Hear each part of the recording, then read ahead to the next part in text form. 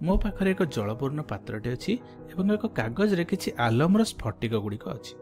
प्रथमे मुझे आलमर स्फटिक को कागज मध्य नहीं यह हातुड़ी साहाय्य गुंड गुंड कर दूची एवं यही गुंड होइथिबा आलमर स्फटिक को मु जलपूर्ण पात्र मध्य ढालुची एवं ढालिया परे मु यह किछि समय गोलौची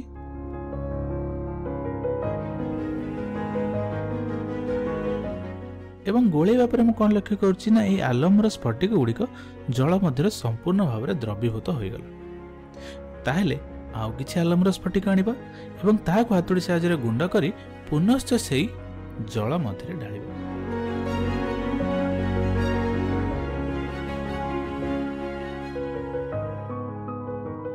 एइटे देख पुनश्च मु से गुंड होइथिबा आलमर स्फटिक को ढाली पुनश्च गोलौची एवं मु किछि समय गोलेला परे लक्ष्य करुच्ची जे किछि आलमर स्फटिक जल मध्य संपूर्ण भाव में द्रवीभूत हेउ नाहंती एगुड़िक तल भागरे जमा होगी रहिसंती।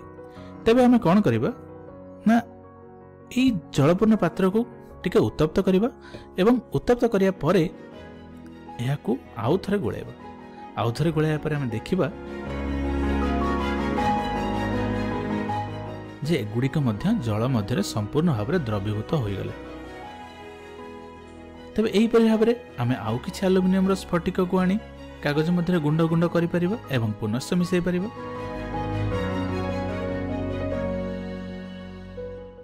पुनश्च देख ए गुंड गुड़ी को नहीं पुनश्च आम जल मध्य ढालिबा एवं एही परि भाव में आमे याकू लक्ष्य करि परिबा। किछि समय उत्तप्त करिया परे या जल रे मिसि जाउछि। ठीक अछि, आमे आउ एक परीक्षा करिबा। एक छोट आलम स्फटिकर खंडटे नहीं यहाको आमे एक पेन साहाय्य बांधी दबा एवं बांधी देबा परे आमे यहाको नहीं जल मध्य एमिति बुड़ाइबा जेपरिक आलमर स्फटिक जलपूर्ण पात्रर तल भागरे लागू नहीं एवं यहाको आमे एमती 5 ରୁ 7 दिन छाड़ी दबा एवं 5 ରୁ 7 दिन छाड़ला परे आमे कोन देखिबा 5-7 दिन परे यही आलम स्फटिकर आकार किछि बड़ हो जाइछि।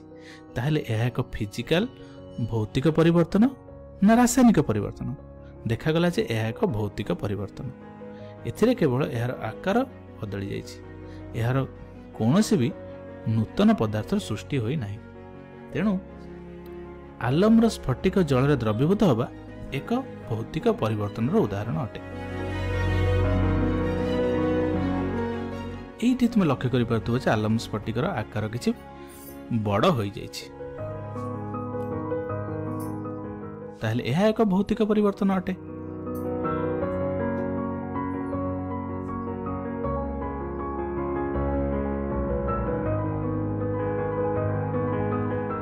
तेबे चलो पुनश्च आउ एक उदाहरण को नहीं लक्ष्य करिबा। जेतेबेले आमे एक छोट मंजी गुड़ी को माटी पोती दियंती किछि दिन पर आमे देखन जे सेतरो किछि चारा गछ सृष्टि हो एवं किछि दिन पर एई चारा गछ गुड़ी को धीरे धीरे क्रमशः वृद्धि होई एक बड़ उद्भिद रे परिणत होंती। ताहले यह एक भौतिक परिवर्तन ना रासायनिक परिवर्तन? देखा गला जे मंजीरु गछ सृष्टि होबा एक रासायनिक परिवर्तन अटे, कारण मंजीरु गछ सृष्टि होबा परे पुनश्च से गछ आ से मंजी रे परिणत होई पारे नाही एवं मंजी रे जहाँ उपादान थाए ता गछरे परिणत होबा परे नूतन पदार्थ किछि सृष्टि हो जाए। ताहले आमे देखिले जे मंजीरु गछ सृष्टि हेबा एक रासायनिक परिवर्तन अटे।